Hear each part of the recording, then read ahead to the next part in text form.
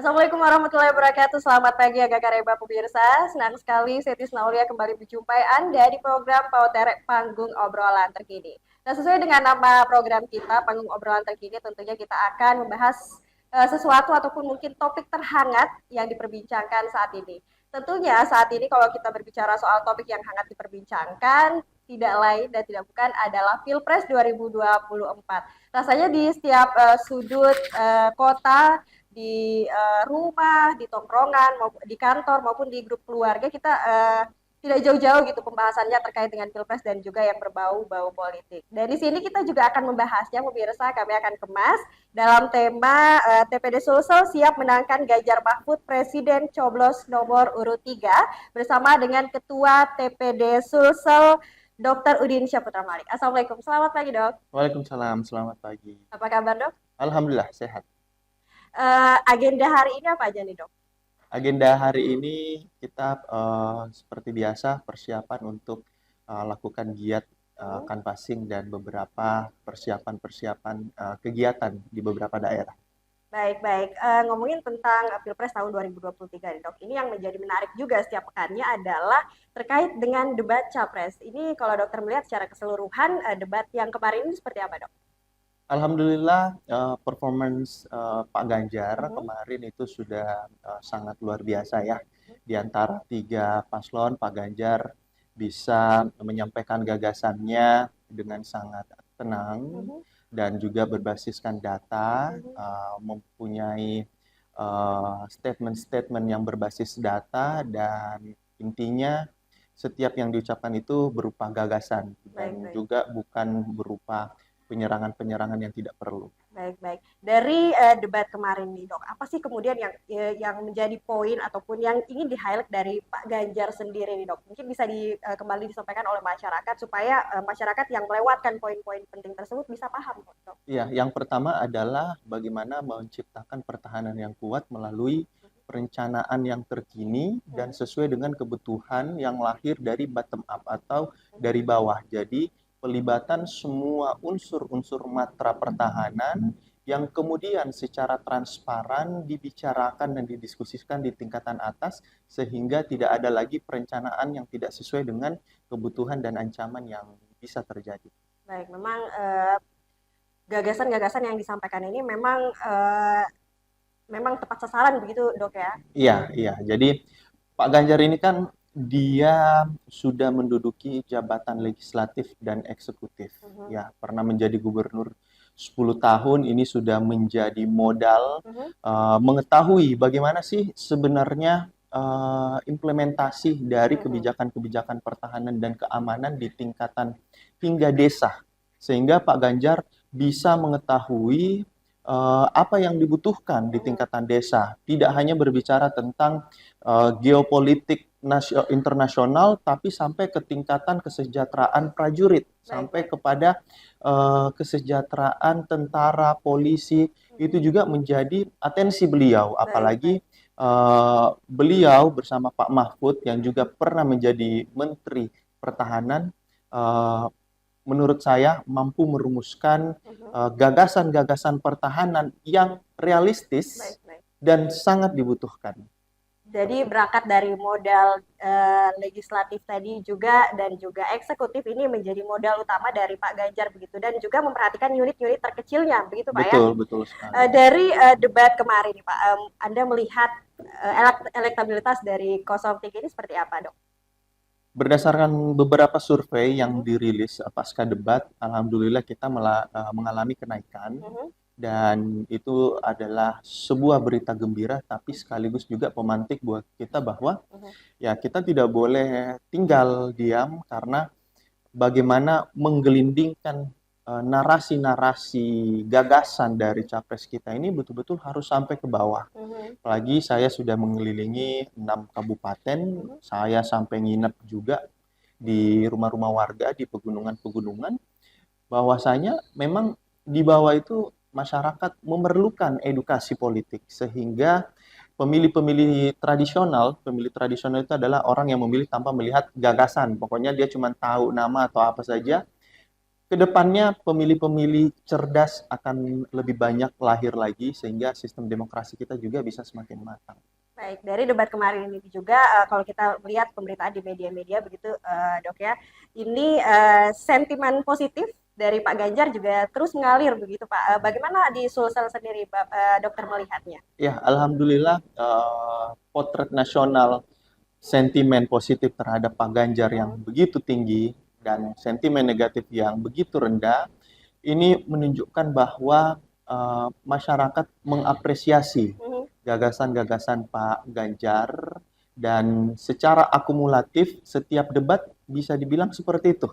Kita selalu mendapatkan sentimen positif dan sentimen negatif yang kurang. Kita berharap itu tidak berhenti di forum debat capres maupun cawapres, tapi bisa bergulir ke bawah melalui ya perbincangan-perbincangan, diskusi-diskusi ringan, sehingga apa yang terpotret positif itu kemudian bisa menghasilkan elektoral yang juga positif kepada paslon nomor 3. Kalau sebenarnya Dok, seberapa besar sih sebenarnya pengaruh debat capres ini dibanding untuk menarik suara masyarakat dibandingkan dengan kampanye biasa, Dok?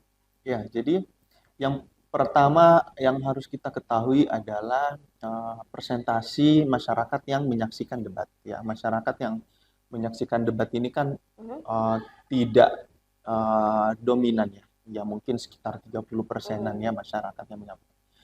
Dari 30 itu yang sudah memiliki pilihan itu sebenarnya sudah 70%. Jadi debat itu gunanya satu, meyakinkan bahwa paslon kita ini sudah tepat. Yang kedua, meraup suara swing.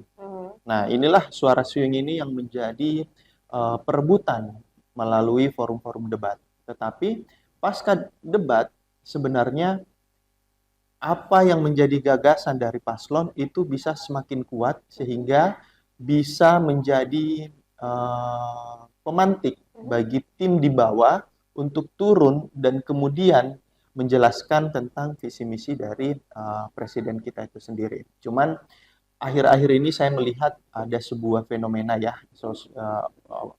fenomena sosial media di mana pasca debat pasti akan banyak berseliweran potongan-potongan baik itu gitu, ya baik itu positif maupun negatif ya yang kita sebut snack video ya. Snack video ini ya menurut saya mungkin akan berpengaruh negatif terhadap paslon tertentu dan akan berpengaruh positif di paslon tertentu. Nah, dengan berubahnya juga demografi masyarakat ya, di mana kita didominasi oleh Gen Y dan Gen Z.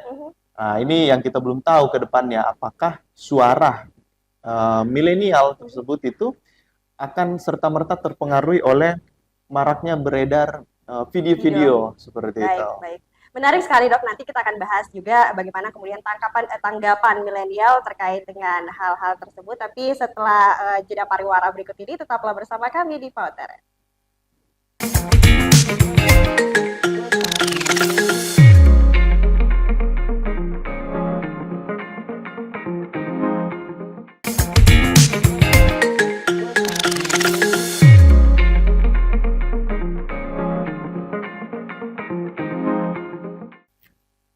Anda kembali bersama kami di Pautere Panggung Obrolan Terkini pemirsa, dan kita masih membahas terkait dengan TPD Sulsel untuk memenangkan Ganjar Mahfud ya bersama dengan Dr. Udin Malik.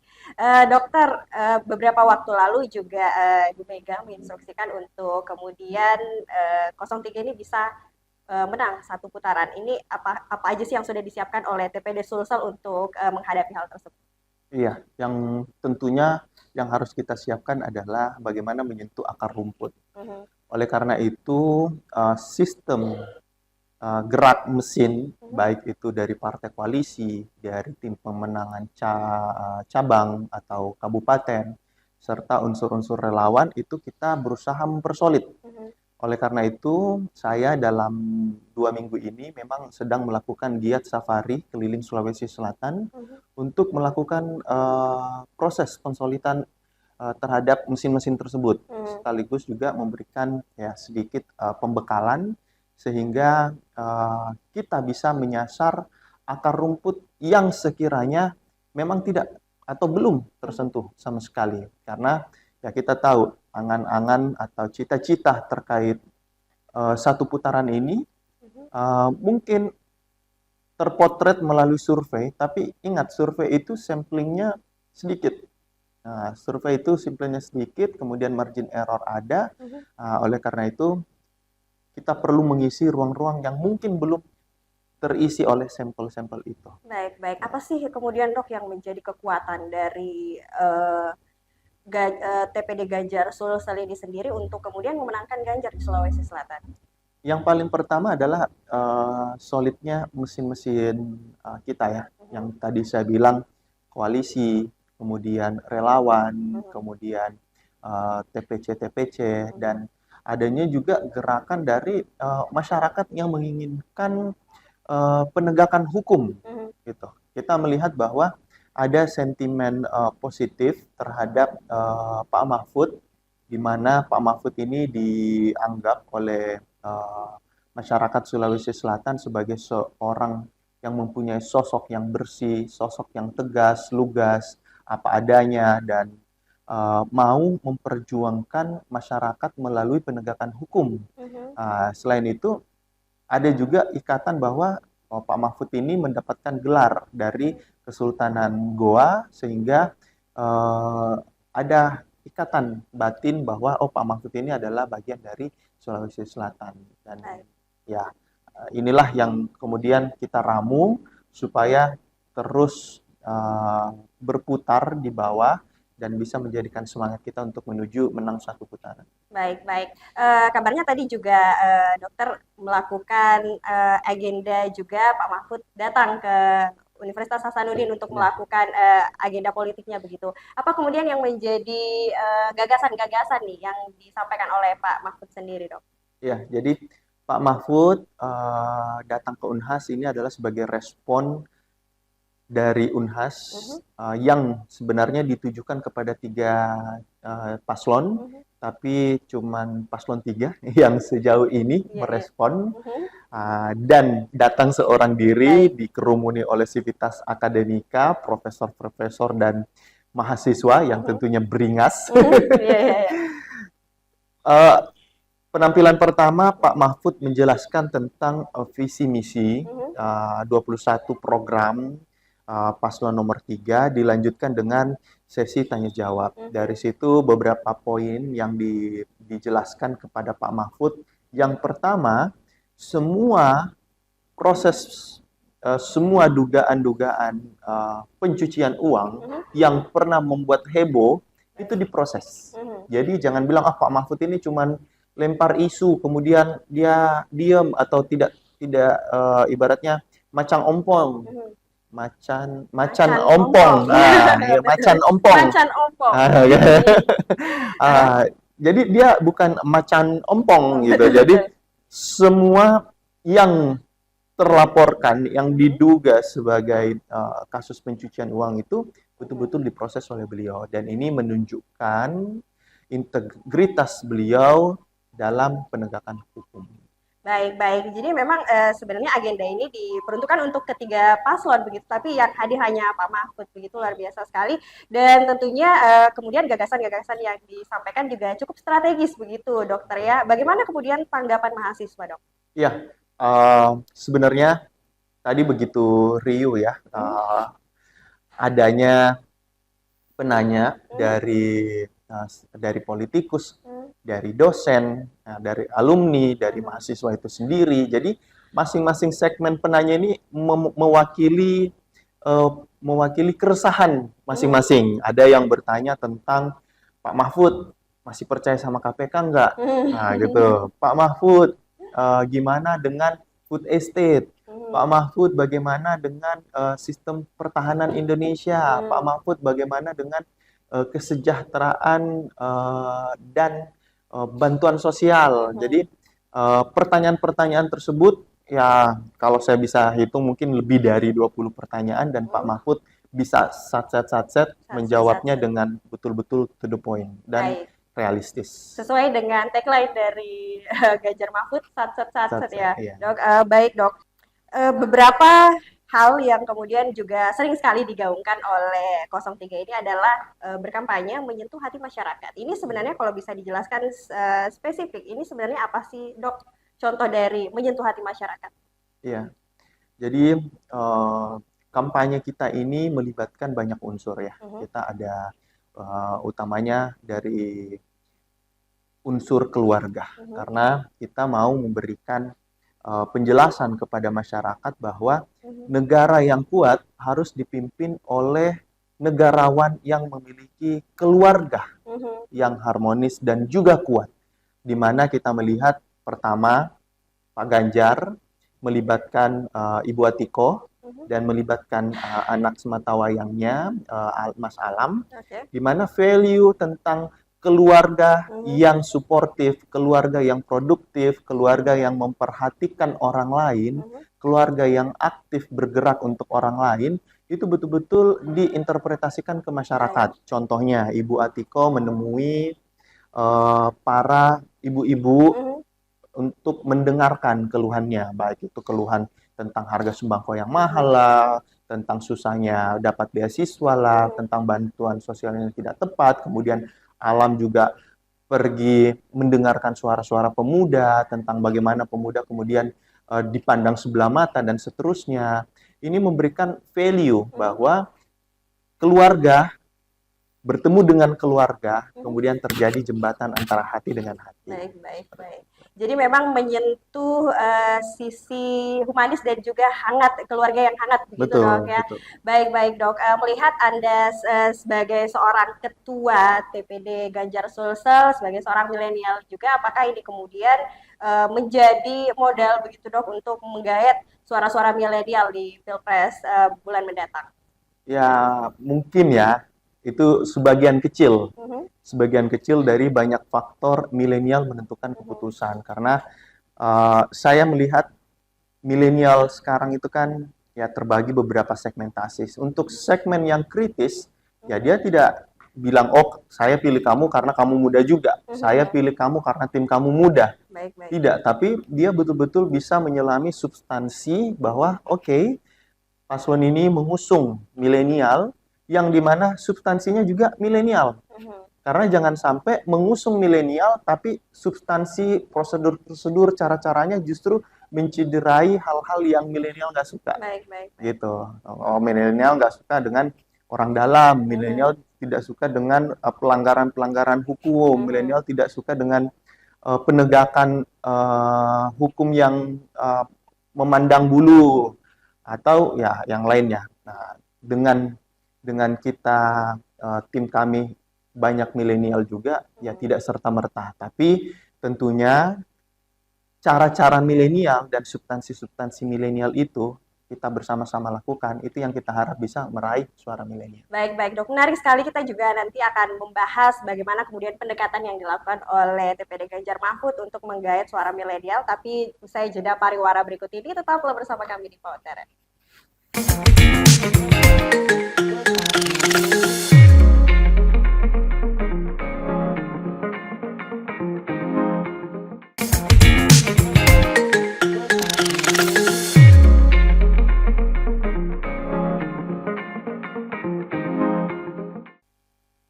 Anda kembali bersama kami di Pautere Panggung Obrolan Terkini, pemirsa, dan melanjutkan obrolan kita tadi terkait dengan milenial ya, Dok. Apa kemudian yang menjadi pendekatan nih, Dok, yang dilakukan oleh TPD 03 sendiri untuk menggait suara dari milenial?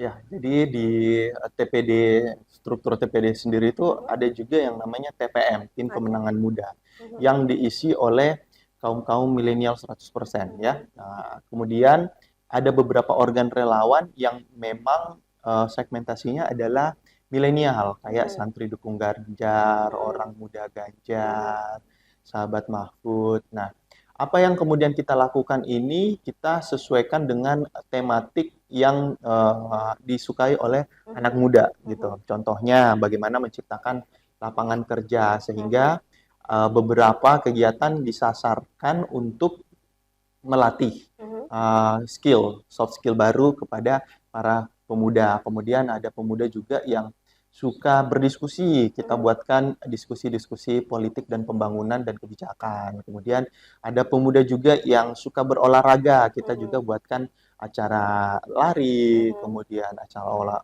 olahraga dan kesenian.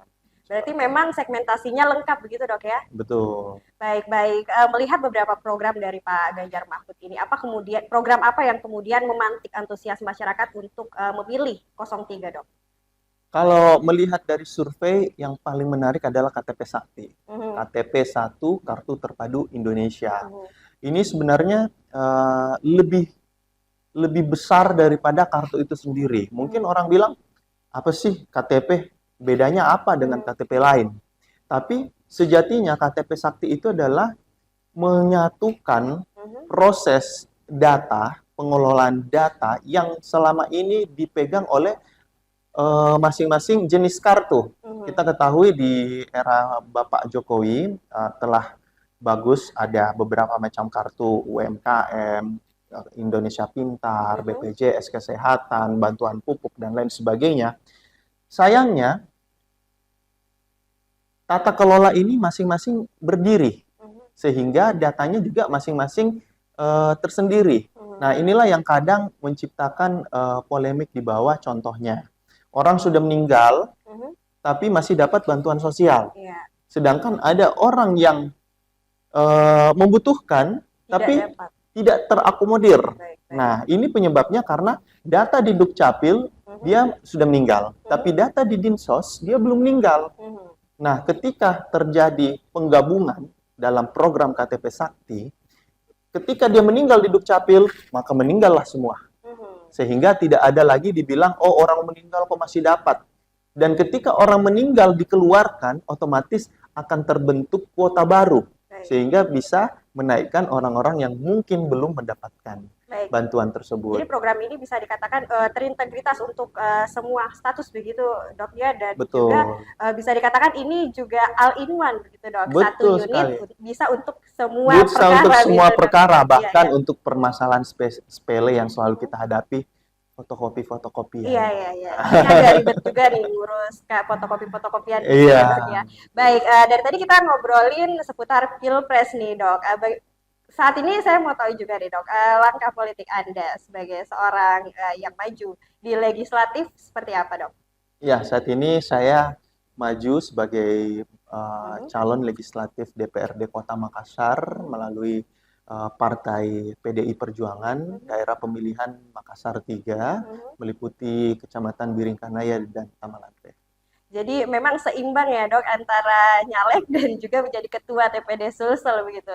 Ya, butuh effort yang kuat juga. Iya. Karena sebenarnya strategi Pilpres dan strategi Pileg ini cukup kontradiktif ya, cukup tidak sejalan. Iya. Sehingga membutuhkan effort yang lebih kuat lagi, lebih besar lagi. Dari dapil Anda sendiri nih dok, Anda melihat apa sih kemudian yang menjadi kebutuhan dari mereka?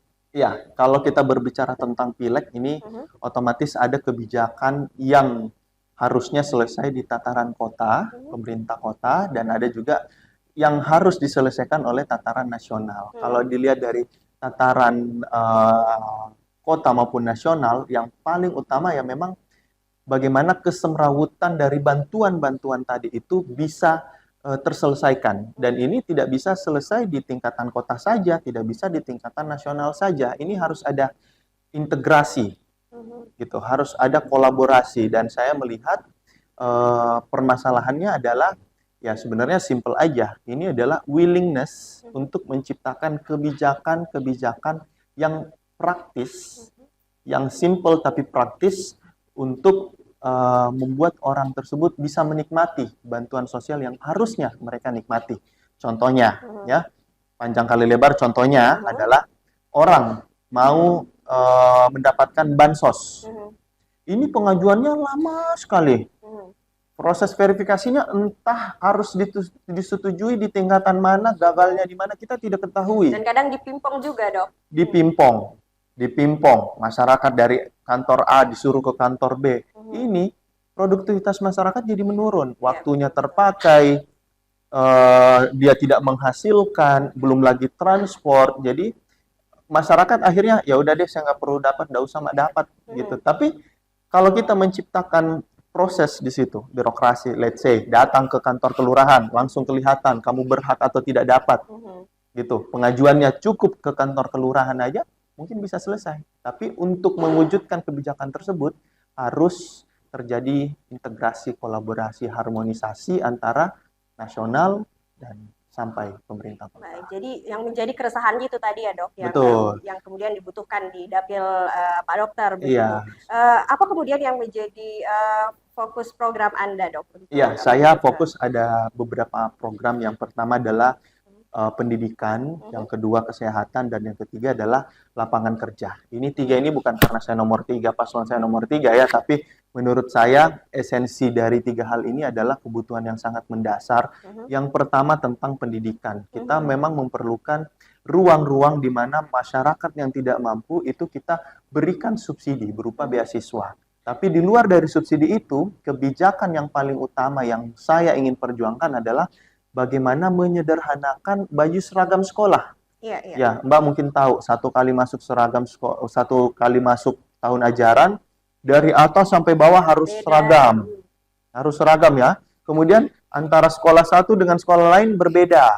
Antara angkatan yang satu dengan angkatan lain berbeda. Saya pernah punya relawan yang terpaksa anaknya tidak masuk di sekolah tersebut karena harus membayar 1,8 juta. Padahal dia orang tidak mampu. Dan saya melihat ini merupakan sesuatu yang ya menurut saya bisa disederhanakan. Kalau seumpamanya baju seragam itu disederhanakan, mungkin ada sepupu atau ada teman di Tamalate, bisa digunakan lagi bajunya di Tamalandrea, bisa digunakan lagi di Panakukang, bisa digunakan oleh sepupunya, dan ini akan memangkas pengeluaran setidaknya 600 sampai 1 juta setiap tahunnya. Baik. Berangkat dari latar belakang aktivis kemanusiaan dan juga bidang kesehatan serta beberapa program yang 3 program itu tadi nih dok. Apakah ini kemudian menjadi hal yang menjadikan Dr. Udin masyarakat kemudian percaya begitu dok untuk suaranya diwakili oleh Anda maju ke legislatif? Ya semoga ya, karena ya, kita lihat, saya realistis aja bahwa proses politik itu memang membutuhkan satu popularitas, yang kedua baru elektabilitas ya. Ketika orang tidak tahu apa yang pernah kita lakukan atau apa yang kita lakukan, tidak mungkin dia memilih kita. Gitu. Jadi proses memperkenalkan, mengakrabkan diri dengan masyarakat memang itu sangat diperlukan, dan ya itu membutuhkan effort yang besar, baik itu di udara maupun langsung ke darat, dan itu memerlukan ya dukungan yang sangat luas gitu. Tapi saya yakin dengan seringnya kita turun, seringnya kita membuktikan apa yang kita utarakan, ini akan menjadikan narasi positif yang akan terus bergelinding seperti bola salju yang sekiranya bisa teramplifikasi ke masyarakat. Baik. Terakhir nih dok, yang ini disampaikan kepada pemirsa di rumah, kemudian dan juga milenial yang menonton agar ikut berpartisipasi pada Pilpres 2024 ini dan tidak golput dok. Silahkan.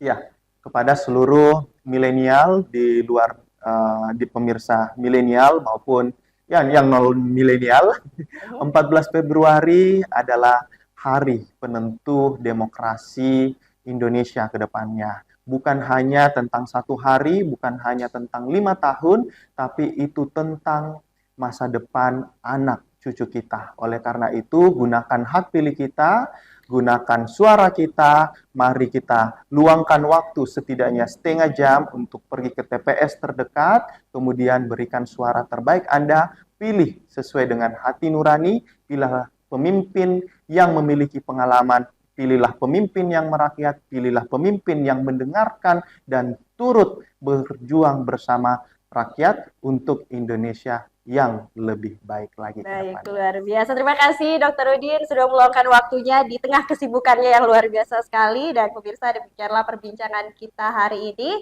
Saya Tisna Aulia mewakili seluruh tim yang bertugas. Pamit undur diri. Wassalamualaikum warahmatullahi wabarakatuh. Dan